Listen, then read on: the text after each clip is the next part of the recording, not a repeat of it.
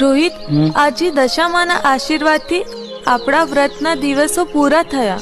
હા, અને આજે માં દશામાનું છેલ્લો દિવસ છે. અને હા, આપણે આરતીની પણ તૈયારી કરવાની છે. હા, ચાલો જઈએ. જય દશામા. જય દશામા. મને પ્રસાદ મળશે? હા હા, કેમ નહીં.